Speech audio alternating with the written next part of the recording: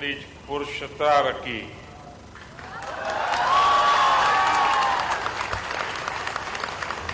Boa tarde.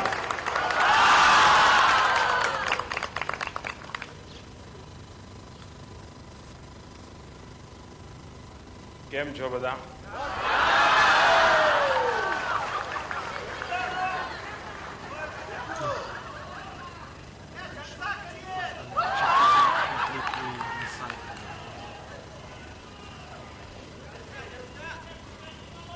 खूब टूंकी notice में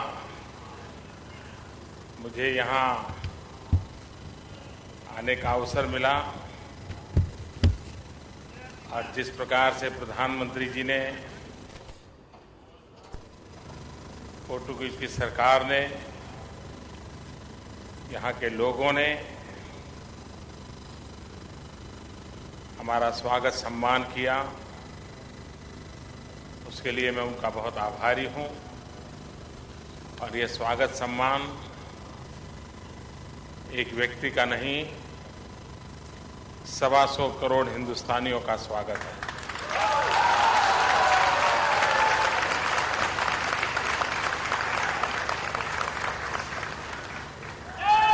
ये राधा कृष्ण मंदिर एक प्रकार से यहाँ की सामाजिक चेतना का प्रतीक है। सभी संप्रदाय के लोग, उनके प्रतिनिधियों से आज मुझे मिलने का सौभाग्य मिला। कोई भेद रेखा नहीं, और यही भारत की विशेषता है। ये विविधता, यही भारत की पहचान है और यही भारत की ताकत है।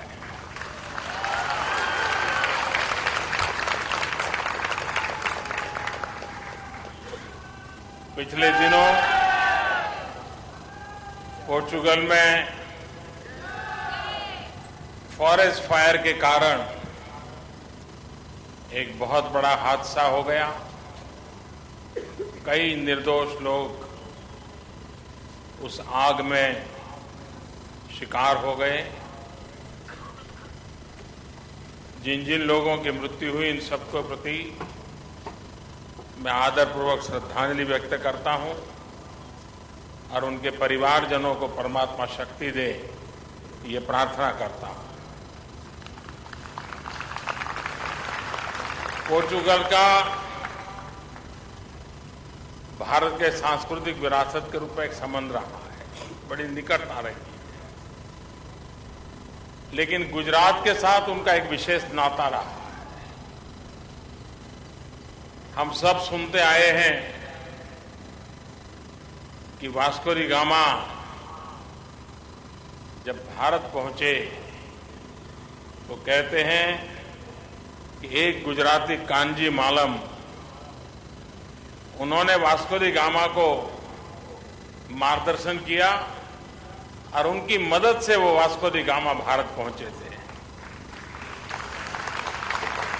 एक कांजी मालम गुजरात से निकले, अफ्रीका में सेटल हुए और वहां एक बंदरगाह पर उनकी मुलाकात वास्को डी गामा से हुई और वहीं से भारत जाने की उनकी यात्रा बनी।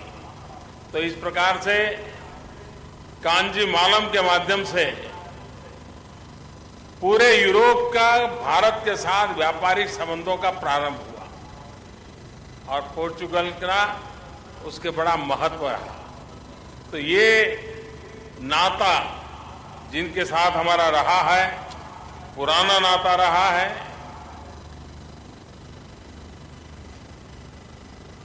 ये बात सही है कि 70 साल में पहली बार हिंदुस्तान से कोई प्रधानमंत्री बायलैटरल विजिट के लिए यहां आया है और यह सौभाग्य मुझे मिला है। जब अटल बिहारी वाजपेयी प्रधानमंत्री थे तो वहां आए थे, लेकिन उस समय उनकी यात्रा बायलैटरल विजिट के रूप में नहीं थी। यूरोपियन यूनियन की एक कॉन्फ्रेंस के लिए भी आए थे।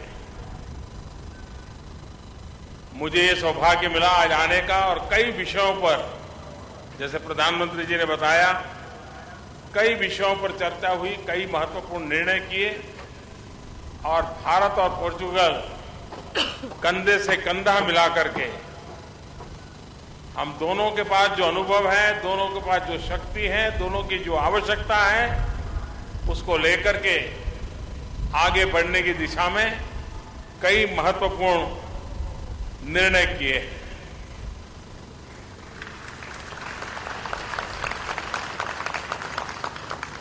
पोर्तुगल के महान नेता श्री मारियो सोरेस 1992 में 1992 में भारत के गणतंत्र दिवस के मुख्य मेहमान के रूप में पधारे थे।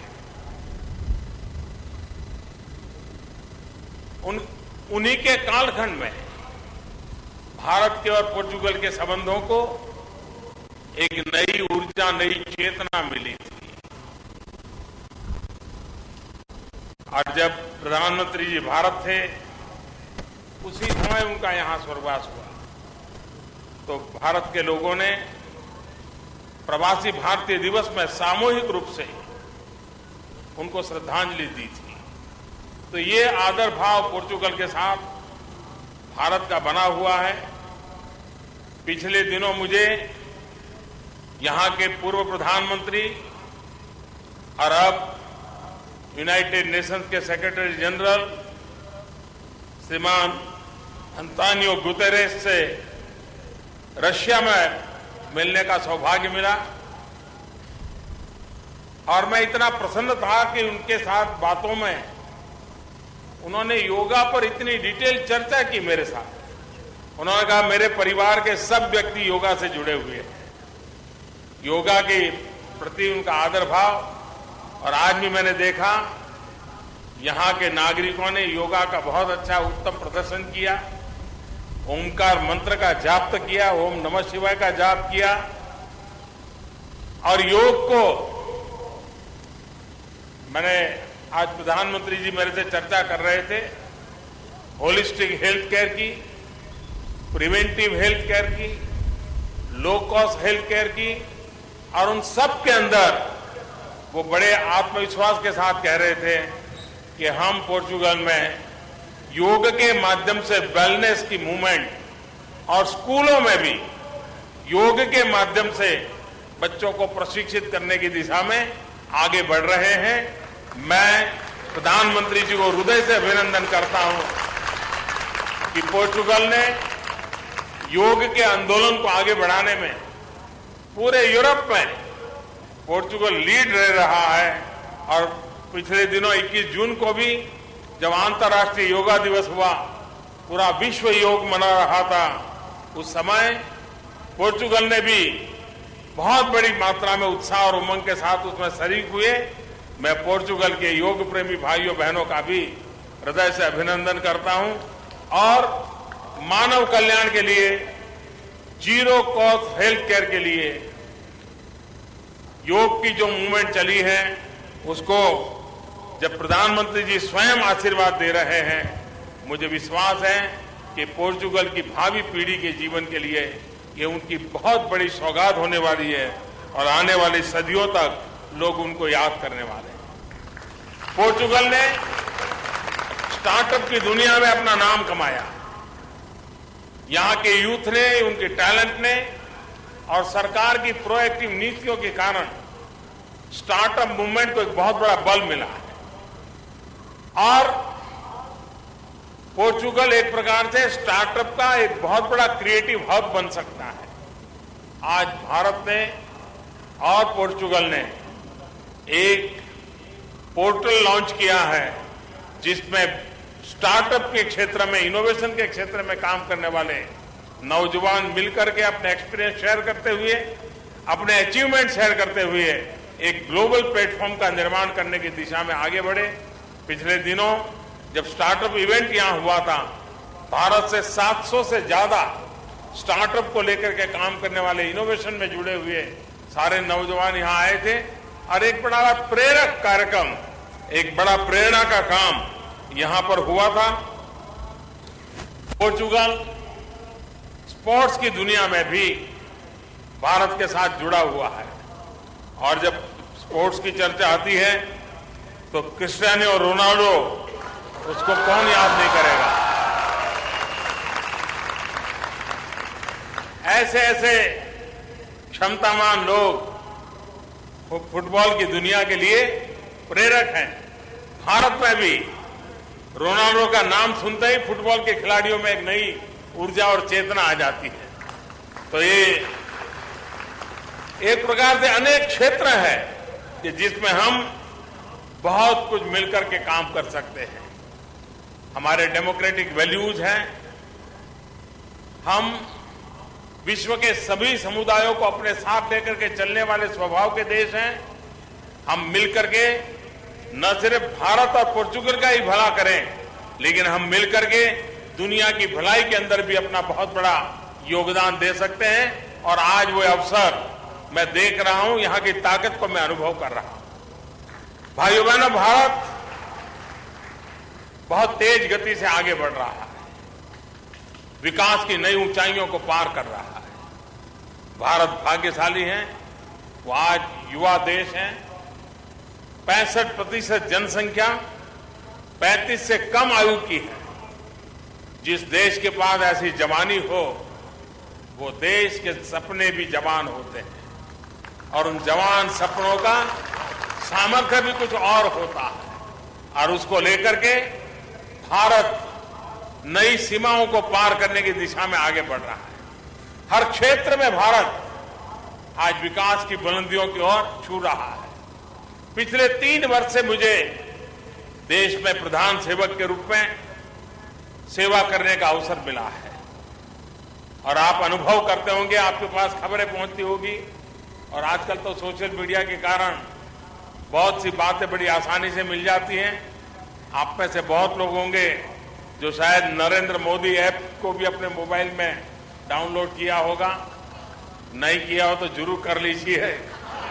मैं हर पल आपके जेब में रहता हूं, आपके मोबाइल फोन पे अवेलेबल रहता हूं। भारत की हर गतिविधि का परिचय, विकास कितनी तेजी से हो रहा है, कितने क्षेत्रों में हो रहा है, आपको मिलता होगा। स्पेस की दुनिया में भारत के यूथ ने, भारत के वैज्ञानिकों ने कमाल करके दिखाई।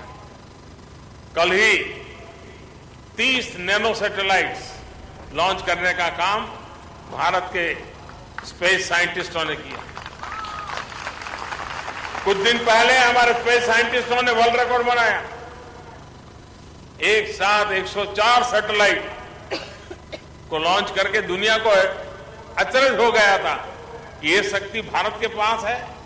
तो भारत एक नई ऊर्जा के साथ, नए सामर्थ्य के साथ विकास की नई ऊंचाइयों को पार कर रहा है।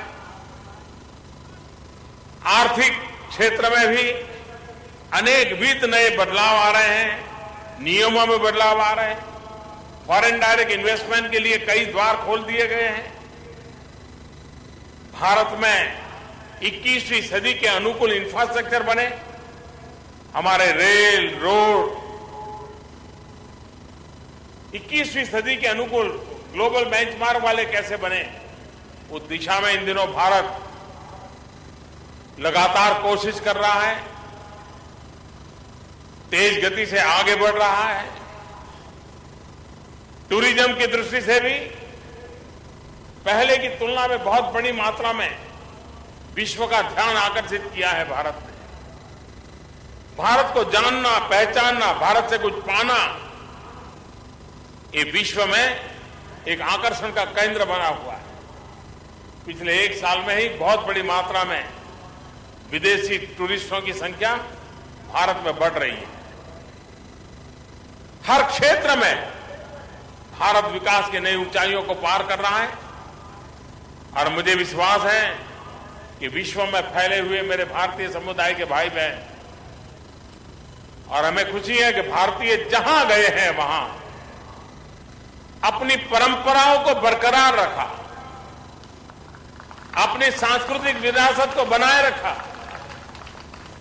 यहां बहुत लोग होंगे, कोई 2 पीढ़ी वाले होंगे, कोई तीसरी पीढ़ी के होंगे, कोई नई पीढ़ी के होंगे, लेकिन आज भी अपनी उस महान परंपराओं के प्रति उतना ही गर्व है। लेकिन साथ साथ जिस मिट्टी की रोटी खाते हैं, जिसका नमक खाते हैं, उस देश के लिए भी जी जान के काम करते हैं। आप लोग पोर्टुगीज के लिए भी उसी भाव से काम कर रहे हैं। समर्पित भाव से काम कर रहे हैं और दुनिया में जहां जहां भारतीय गया है उस समाज के साथ घुल मिल जाना, उस समाज के विकास के अंदर अपना योगदान देना, जितना भी पॉजिटिव कर सकता है वो करते रहना, अपनी परंपराओं को निभाते हुए करते रहना, ये भारतीय समाज की विशेषता रही है। सर्वसमावेशक स्वभाव है हमारा, क्योंकि भारत में हमारा लालन पालन ही, जिस देश में 100 भाषाएं बोली जाती हो, जिस देश के अंदर 1700 से ज्यादा बोलियां हो, जिस देश में हर 20 मील के बाद खान पान का नया टेस्ट मिलता हो, इतनी विविधताओं के बीच जो पले बड़े हैं वो दुनिया की हर विविधता को अपने में समाविष्ट करने का सामर्थ्य रखते हैं और उस संस्कारों के कारण आज विश्व में एक स्वीकृत समाज के नाते, एक एक्सेप्टेबल सोसाइटी के नाते भारतीय समाज ने अपनी जगह बनाई है। ये काम आपने किया है, आपके पूर्वजों ने किया है। एक प्रकार से भारत के सच्चे एम्बेसडर के रूप में आप सब मेरे भारतवासी काम कर रहे हैं। मैं आपको हृदय से बहुत बहुत बधाई देता हूं। आज आपके बीच आने का अवसर मिला, बहुत बहुत धन्यवाद। आप सबको मेरी तरफ से बहुत बहुत शुभकामनाएं। विवा पुर्तगाल।